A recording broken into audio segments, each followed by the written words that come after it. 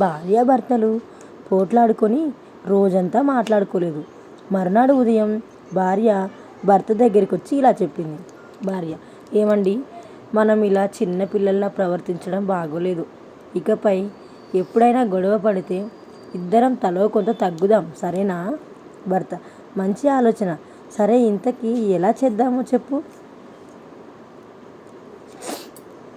భార్య: సింపుల్ అండి.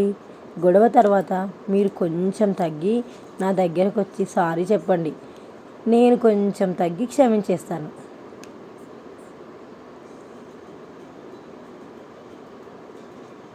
భర్త: ఇప్పుడంత అర్జెంటుగా షాపింగ్కి వెళ్ళి చీర కొనుక్కోవడం అవసరమా?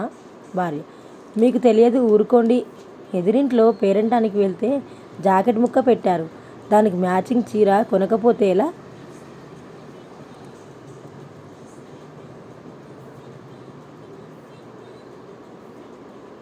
భర్త: ఈరోజు లంచ్లో 2 ఆప్షన్స్ ఉంటాయని చెప్పావుగా, మరి లంచ్ బాక్స్ రాత్రి మిగిలిన అన్నంతో చేసిన పులిహోర మాత్రమే ఉందేంటి? భార్య: నేను చెప్పింది అదే కదా, మీకు 2 ఆప్షన్స్ ఉన్నాయి. ఇష్టం ఉంటే తినండి, లేదంటే మానేయండి.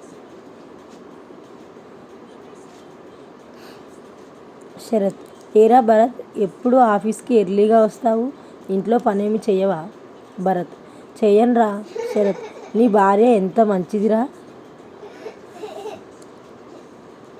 భరత్: అవి నా తెలివితేటలురా. ఆమె నాకు ఏమైనా పని చెప్పిందనుకో, మొదట్లోనే చెడగొడతాను. ఆమె చూసి మీకు పని చెప్పడం వేస్ట్ అని తానే చేసేసుకుంటుంది. నేనేమైనా మాట్లాడితే మీకేమీ తెలియదు, నోరు మూసుకోండి అంటుంది.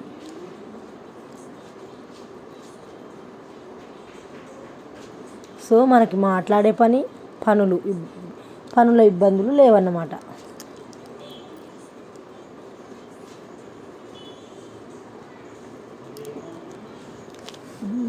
1980sలో పిల్లలు ఇలా అనేవారు: అమ్మ, మన పేదరికం గురించి నాకు తెలుసు, కానీ ఇలా చిరిగిన బట్టలకు కుట్లు వేసుకొని బయటకు వెళ్ళేటప్పుడు తొడుక్కొని వెళ్ళాలంటే చాలా సిగ్గుగా ఉంది అమ్మా అని అనేవాళ్ళు.